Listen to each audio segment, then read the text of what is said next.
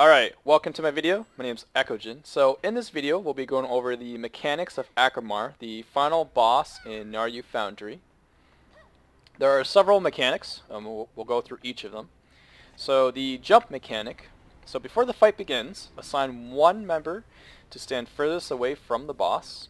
They should be on the other side of the railing, so pretty much kind of like where I am right here. This is a good position. But they shouldn't be in the same direction that the tank has the boss facing. So, for example, let's say the tank is tanking the boss in the current direction that he's looking at right now. Then you can either be on this side where I'm at, or on the sides left and right.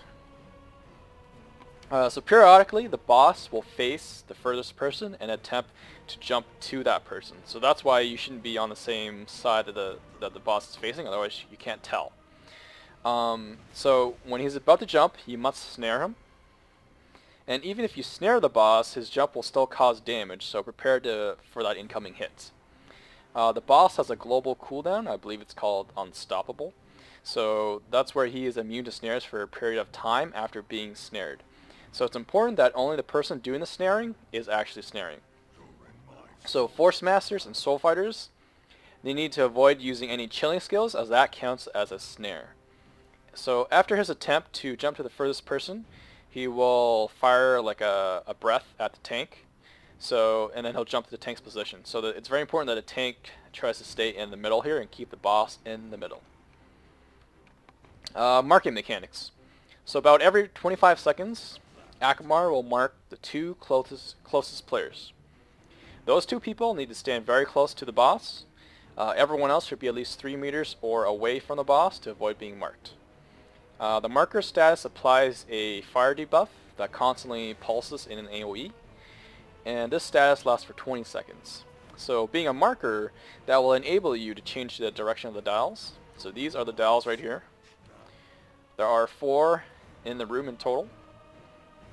So each pulse will move the direction of the dial 90 degrees clockwise.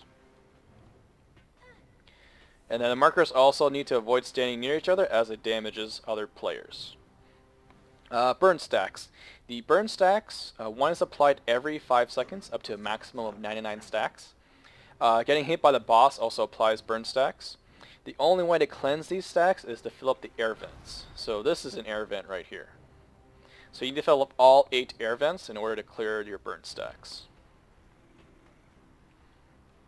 So the main mechanic of this fight is to ensure that the balls fill up all 8 air vents in the most efficient manner in order to prevent the boss from enraging. So the ball control, like I mentioned before, is the most important mechanic. You have to direct the balls and fill up all 8 air vents in the quickest way possible. And the order of these is kind of semi-RNG.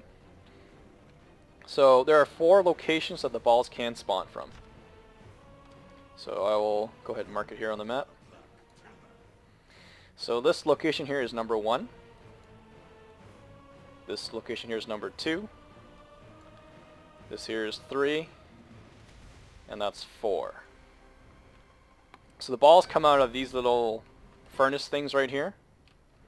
And those are the air vents. So there's 1 furnace in each corner, 2 air vents in each corner. So for phases 1 and 2, 1 ball will spawn one at a time. You have about 3 minutes on each of these phases to fill up all air vents. So when you complete the phase, be sure to reset the dials to the positions ideal that you want them in. So for the spawn order, so for the first ball, and this is for phase 1 and 2, the first ball number 1 will either spawn here or here.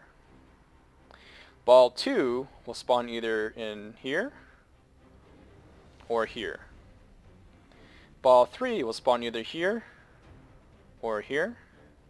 And then ball 4 will either spawn in here or here. And then ball number 5 will spawn at number 1 here or number 2. Ball number 6 will spawn either number 2 or number 3. Ball number 7 will spawn at either number 3 or number 4. And then ball number 8 will either spawn at number 4 or number 1. So the only difference is that in phases 3 and 4, there will be 2 balls spawning instead of 1.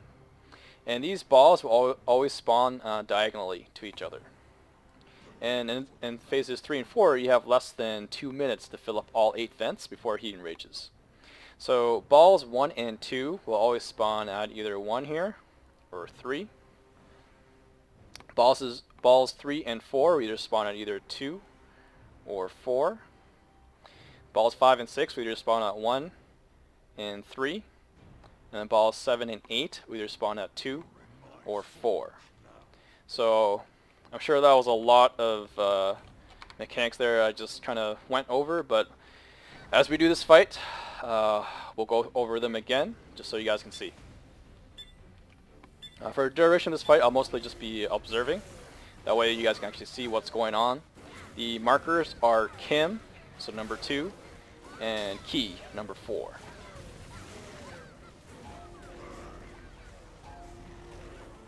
So you can see he's got the marker, and he's just setting the dial. So this ball came out of that furnace and it's going right into that one right there, and that's going to fill the air vent. So that air vent is now active. You cannot put the same ball into that air vent again, otherwise it'll bounce out of it.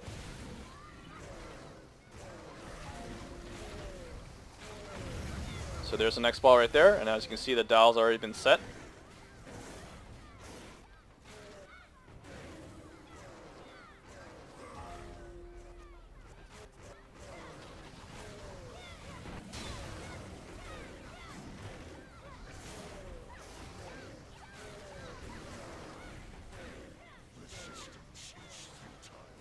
And there's the next ball. So once the ball passes through the dials, you want to set them to the next direction. So there's the next ball right there. As you can see, the dial's already been changed, so it's going to go into that air vent.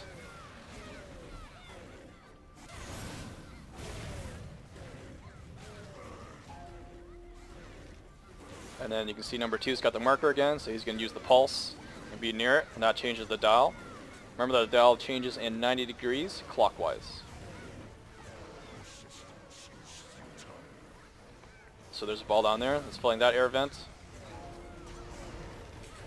Essentially how we're doing it is that we try to fill a 1 on each side instead of just filling like 2 on each side, just because of the RNG. So the ball's coming out this variant here. Make sure you do not touch the balls, as it will explode. If the boss touches it as well, that will also cause an explosion. If for whatever reason there are 2 balls on the track and they collide, they will explode as well.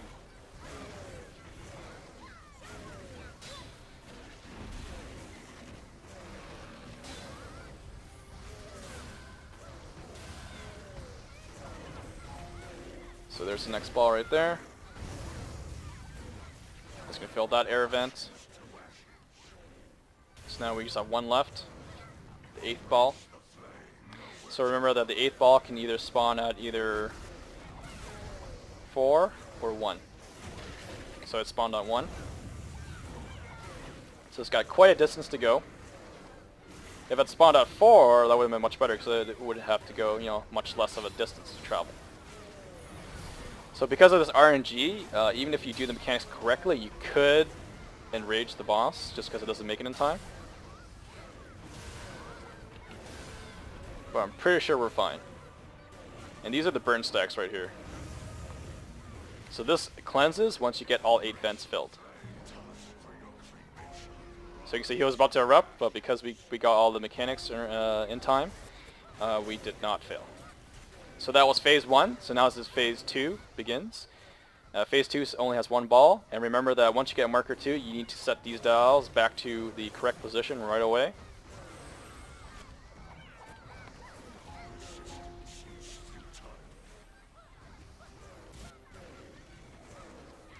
So you can see that this fight is pretty much mainly all about controlling the balls.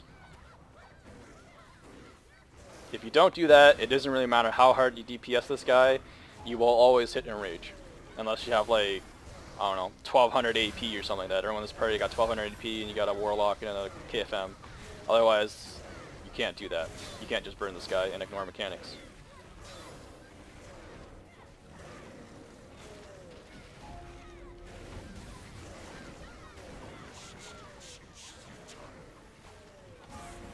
see, set the dial again.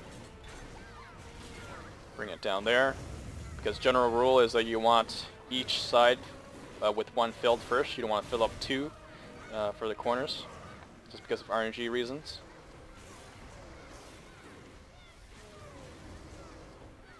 So that one's in. As you can see, the marker changes the dial. And because each corner is filled, now we're going to fill the rest of the sides.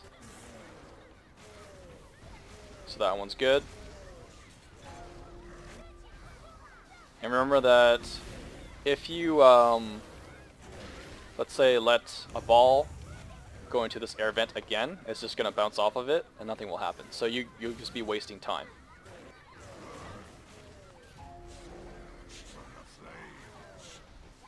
So the main ways to fail this is to have the balls travel into an air vent that's already filled. That will waste time. Another one too is if anyone on your team touches the ball, that'll cause the ball to explode, so then again you're wasting time. Same thing if the boss, let's say, jumps to the furthest person here because you didn't snare him, and because of that he'll be on the track, so if the ball comes by and he touches it, that'll cause the ball to explode as well. And then for every reason, if there's two balls on the track and they collide, they will explode. And that'll most likely result in a rage. So you might as well just reset if that happens. So there's all 8 there, so that ends phase 2. So now we begin phases 3 and 4. So pretty much if you have enough AP, phases 3 and 4, you won't even really reach it at all. You don't even have to worry about it.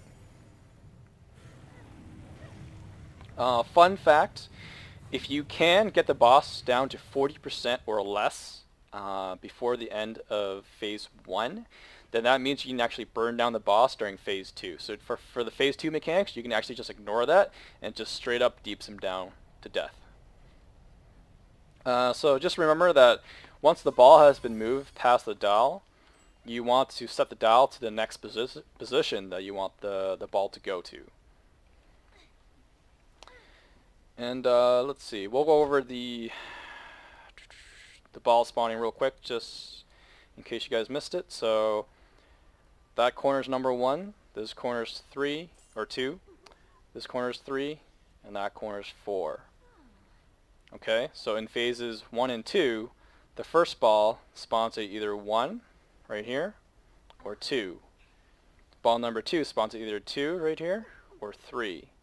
Ball 3 spawns at either 3 or 4. Ball number 4 spawns at either number 4 or number 1. Ball number 5 spawns at either 1 or 2. Ball number 6 spawns at either 2 or 3. Ball number 7 spawns at either 3 or 4. And then ball number 8 spawns at either 4 or 1.